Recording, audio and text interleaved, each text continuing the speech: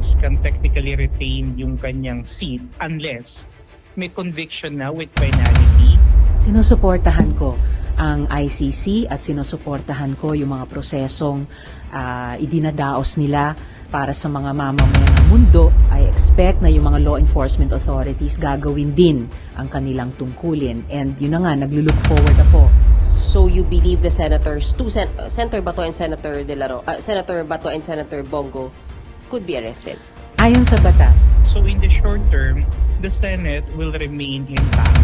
The former president facing this unprecedented trial and charges, despite the fact that from the narrative of the Dutertes, that they have done nothing but contribute and make the country better, and yet you have a former president facing charges of the crimes against humanity in an international tribunal.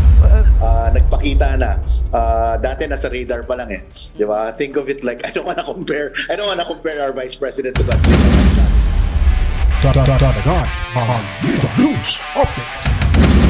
Magdadalawang linggo na, buhat ng may maisampang impeachment complaint sa Kamara laban kay Vice President Sara Duterte. Hanggang ngayon, hindi pa naikakalendaryo para maisama sa agenda of the day sa regular session ng Kamara. Tingin ng political analyst na si Froilan Calilong, maaring may kinalaman ito sa mga numero sa Senado. I think they're really looking at the numbers right now. And for as long as wala pa talagang sigurado na tatawid from the minority to the majority, hindi sila gagalaw muna. Sa kasalukuyang komposisyon ng Senado, 15 ang nasa majority. Siyam naman ang nasa minorya na karamihan ay taga-suporta ng mga Duterte. Pero nakasaad sa batas, kailangan ng 2/3 ng Senado ang sasang-ayon sa conviction ng isang impeachable official na kung susumahin, 16 na boto ang kailangan. Maaresto man ng ICC at makulong man anya sina Senators Bato de la Rosa at Bongo, isama na pati ang mga nasasangkot at iniimbestigahan kaugnay ng flood control scandal na sina Joel Villanueva at Jimboy Estrada, maari pa rin silang bumoto hanggat wala pang pinal na conviction ng korte sa kanila. Sa ilalim po kasi ng ating batas, a senator under arrest can technically retain yung kanyang seat unless may conviction na with finality o kaya siya ay nag-resign o na-expelled by a 2/3 vote. So in the short term, the Senate will remain intact. Naniniwala naman si Professor Calilong na uusad sa full impeachment trial sakaling umakyat sa Senado ang impeachment case ni VP Sara. Pero kung sakaling umabot man anya ang botohan sa kung iko-convict o hindi ang VP, mas malamang na ma-acquit ito dahil hindi aabot sa 16 ang boboto para i-convict si Duterte. I highly doubt it if they could still muster enough strength to actually file another impeachment complaint by next year. Kasi sa ngayon pa lang nararamdaman na ng ating mga kababayan, may impeachment fatigue na po tayo eh. Mawawala na ng traction yan because the president is already entering the lame duck phase of his presidency.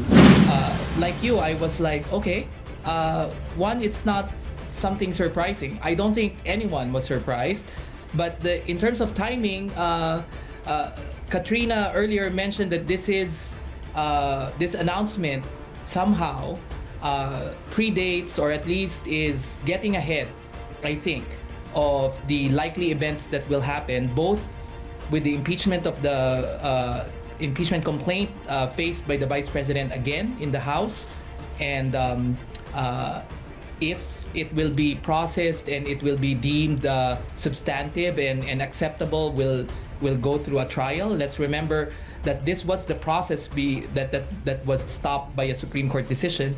And the second event would be the historic proceedings or trial of former President Duterte. So I think it's getting ahead of these events, taking charge of the narrative, which is, I think, has been working out for her so far. And in terms of advantages, as I mentioned, yes. So rather than reactive, it's being proactive of the likely things, because Carmina, anything then could be framed as, for example, the impeachment process against her, that this is an obstacle. This is preventing me from being president, or at least from running for president in 2028. On the other hand, the trial of Duterte is also trying to shape the narrative that the former president facing this unprecedented trial and charges, despite the fact that from the narrative of the Dutertes, that they have done nothing but contribute and make the country better, and yet you have a former president facing charges of the crimes against humanity in an international tribunal. Right now, if we're going to do it all over again, I can honestly tell you that it will only, for now, at least today, it will only be referred to the Committee on Justice, and it may affect how the voting will come out. I hope that we will be as independent as possible.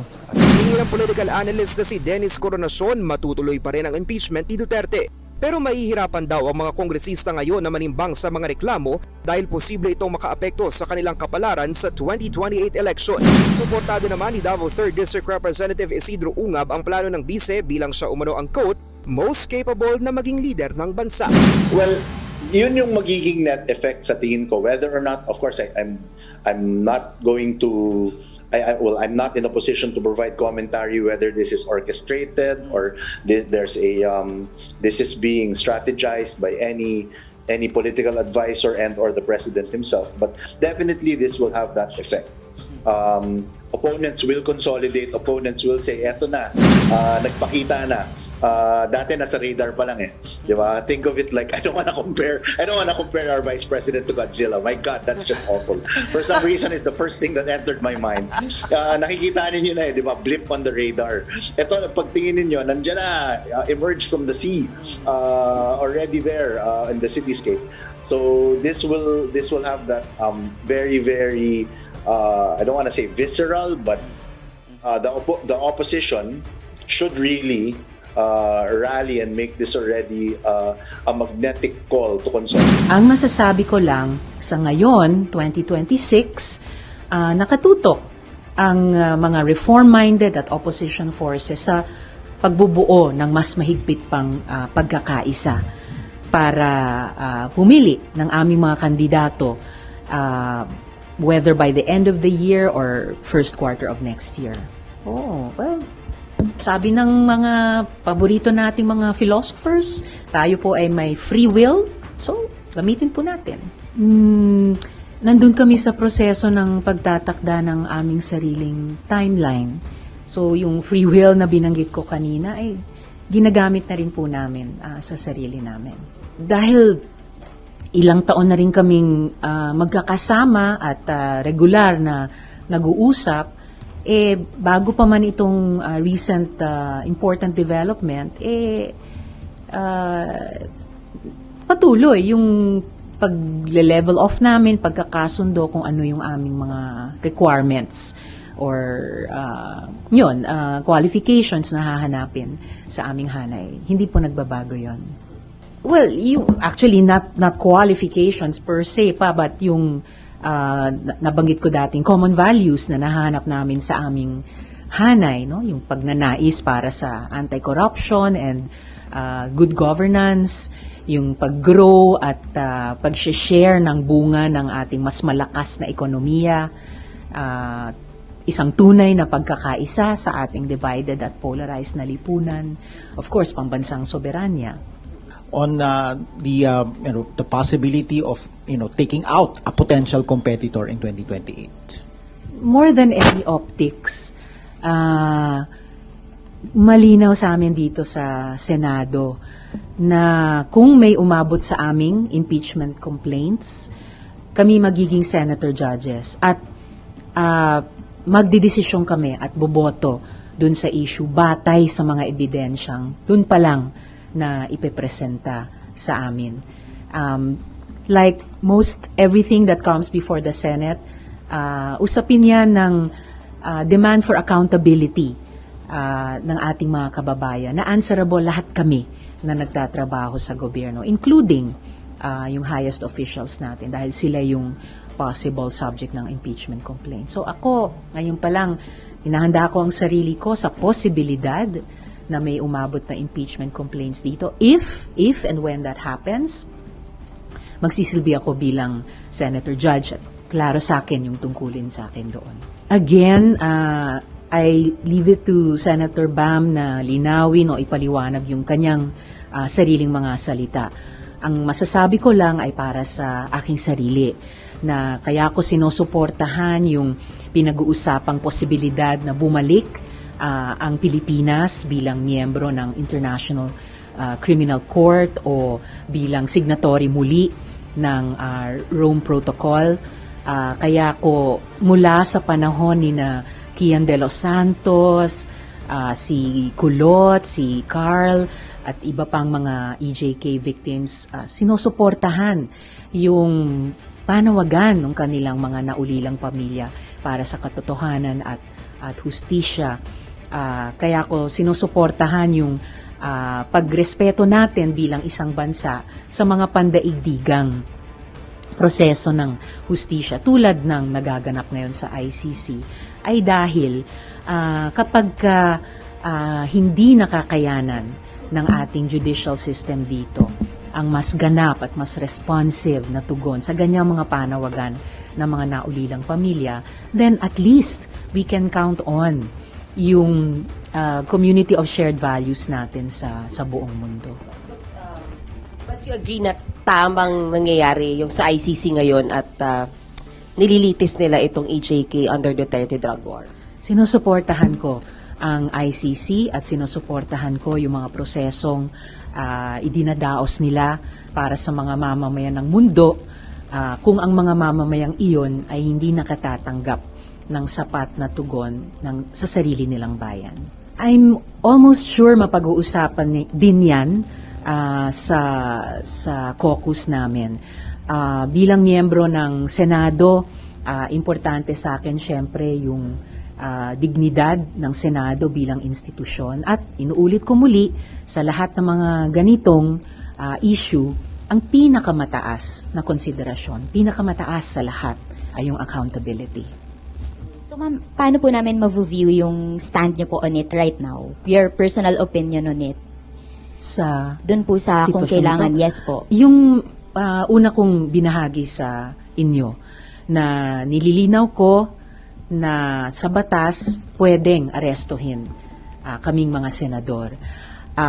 Ang sinasabi lang namin ni Senate President Soto ay tradisyon na hindi inaaresto ang senador dito sa Senado pag in session kami. Given na kung ang krimen na i-allege or ina-allege ay hindi lalampas sa 6 na taon na pagkabilanggo kung ma-convict ang sino man sa amin. Ano pa yung nabanggit ko kanina? And in the meantime, I expect na yung mga law enforcement authorities gagawin din ang kanilang tungkulin. And yun na nga, naglulook forward ako sa caucus namin mga senador tungkol sa lahat ng mga isyong ito. At sa lahat-lahat, sa mga isyong ito, ang pinakamataas para sa akin ay walang iba kundi accountability. So you believe the senators, Senator Bato and Senator Senator Bato and Senator Bongo could be arrested? Ayon sa batas, kung hindi kami in session at kung yung ina-allege na krimen ay above 6 years of imprisonment kung makonvict, pwede kaming arestuhin.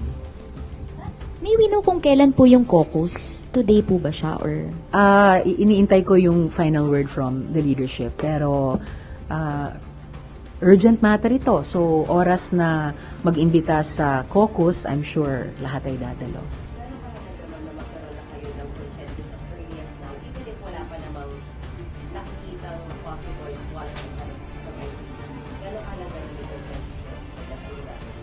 Well, kung hindi pa man siya urgent, definitely importante siya. So, hindi masama na magsimula kaming magkasundo kung ano yung aming posisyon. Lang po. Si former Senator Trillanes po ba, is he part of the United Opposition or is he part at least of the talks po na ginagawa ninyo ngayon? I do consider him an ally and a friend, kaya binibilang ko siya at kanyang partidong magdalo sa hanay ng oposisyon.